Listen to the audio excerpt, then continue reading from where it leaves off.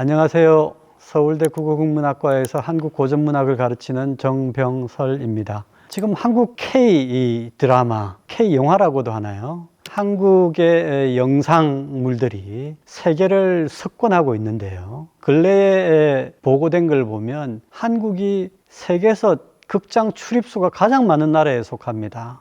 영화를 굉장히 사랑하는 사람들이죠. 영화뿐만 아니라 한국의 텔레비전 드라마는 하루에 몇 편씩 계속 제작이 되고 있다고 말을 할 정도로 텔레비전 드라마들이 많이 제작되고 세계적으로도 많이 퍼져나갑니다. 정말 드라마 공화국, 영화 공화국이라고 해도 과언이 아니라고 생각을 합니다.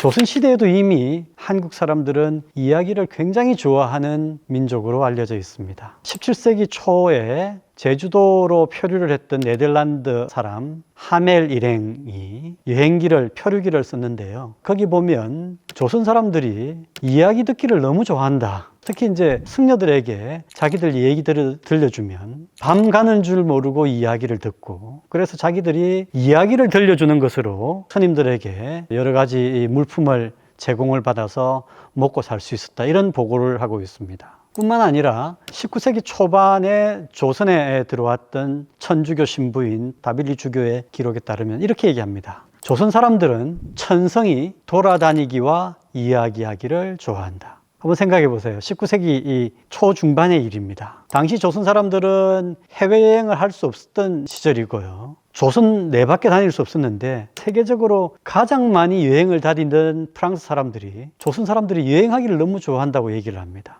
그게 지금도 그대로 남아있죠. 지금도 한국 사람만큼 여행 많이 다니는 민족이 있을까 싶어요. 이와 함께 이야기하기를 좋아한다고 말을 하는데요. 이야기하기를 좋아할 뿐만 아니라 이야기 듣기를 좋아합니다. 조선 사람들이 이야기를 좋아하고 여행을 좋아하는 것은 서로 상통하는 부분이라고 저는 생각합니다.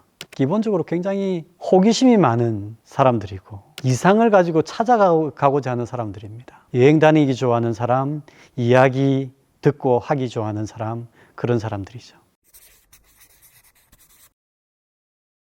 특히 여성들이 소설에 더 많은 관심을 가질 수밖에 없었던 것은 하층의 여성들은 노동에 내몰리게 되겠지만 상층의 여성들이 시간적인 여유가 있으면 할 수 있는 일이 없었습니다. 기본적으로 여성들은 바깥으로 나갈 수가 없고 안채에서만 살아야 되니까 소설 외에 다른 소일거리를 찾기 어려웠던 면이 하나가 있었다고 생각을 합니다. 근데 소일거리로서의 소설, 그 한 측면만 우리가 바라볼 수는 없는 것이 누구든지 자기 삶에 의미를 부여하려고 합니다. 지금도 드라마를 보건 영화를 보건 그냥 소일거리로 보는 영화들도 있지만 거기에 참여하면서 자기의 삶의 의미를 찾아 나가는 경우가 있습니다. 그런 점에서 여성들에게 더 의미 있는 시간을 제공해주는 그런 대상으로서 소설도 우리가 주목해 볼 필요가 있다고 생각합니다.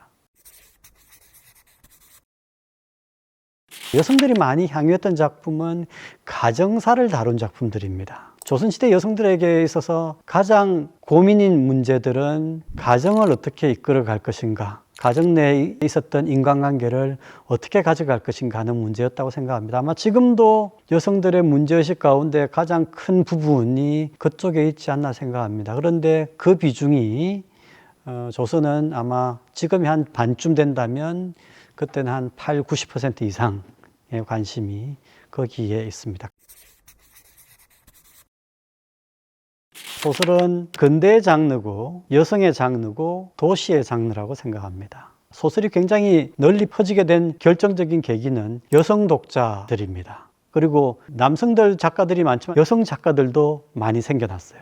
여성 독자와 여성 작가가 소설을 크게 성장시켰습니다. 이와 함께 소설은 도시의 장르이기도 합니다. 도시의 새로운 이야기, 도시라는 게 서로 모르는 사람들이 막 모여 사는 곳이죠. 많은 이야기들이 생겨날 수 있습니다. 그 전에 설화적인 이야기들이 시골에서 가능했다면 복잡한 이야기를 가진 소설은 도시의 출연으로 비로소 본격화할 수 있었습니다. 대표적인 현상으로는 새책집의 출연을 들 수 있습니다. 새책집이라고 들어보셨는지 모르겠는데 돈을 받고 책을 빌려주는 집, 요즘으로 말하자면 도서 대여점이 서울에 비로소 출연을 했습니다. 이 새책집이 출연하면서 열독자들이 나타납니다. 아주 소설을 열심히 읽는 사람들이 나타나요. 옛날에는 책을 빌려보는 게 자기 집에 물건을 담보로 잡습니다. 이덕무라는 분이 쓴 사소절에는 이런 얘기를 전하고 있습니다. 한글 소설은 탐독해서는 안 되니 집안일을 버려두고 여자가 해야 할 일을 게을리 하게 한다. 심지어 돈을 주고 그것을 빌려 읽는데 가산을 기울인 사람도 있다. 빌려보는 책값이 비싸지는 않지만 수십 권씩 보기 시작하면 가난한 살림에는 살림이 견디기 어렵게 됩니다. 김탁환이라는 작가는 조선시대 소설 향유 현상을 다룬 소설을 쓴 적이 있습니다. 대소설의 시대라고 했는데요. 아마 여러분들 대성당의 시대라는 말씀을 들었을 겁니다. 대성당의 시대가 어떤 시대죠? 유럽 중세에 엄청난 규모의 성당을 여기저기 곳곳에 세운 시절입니다. 제가 유명한 건축학자 한 분에게 대성당의 시대에 대해서 여쭤본 적이 있습니다. 어떻게 유럽에는 그 시대에 이렇게 엄청난 성당들을 지었습니까? 그랬더니 미쳐서 그렇다고 대답을 했습니다. 성당 짓기에 미쳐서 가능한 일이었다. 대성당의 시대가 성당에 미친 시대였다면 대소설의 시대는 소설에 미친 시대였습니다. 18세기 서울은 정말 소설에 미쳤고요. 미쳤다는 게 나쁜 의미가 아니라 깊이 빠졌다는 뜻이겠죠. 그래서 소설을 통해서 조선이 하나의 지식 공동체 속에 비로소 놓이게 됐다고 생각을 합니다. 그 전에 유교 경전, 유학 경전들은 상층의 양반들을 하나로 묶었다면 소설을 통해서 상하층의 백성들을 하나로 묶은 지식 공동체를 만든 역할을 했습니다. 그것이 하나의 정보 전달망 역할을 했고요.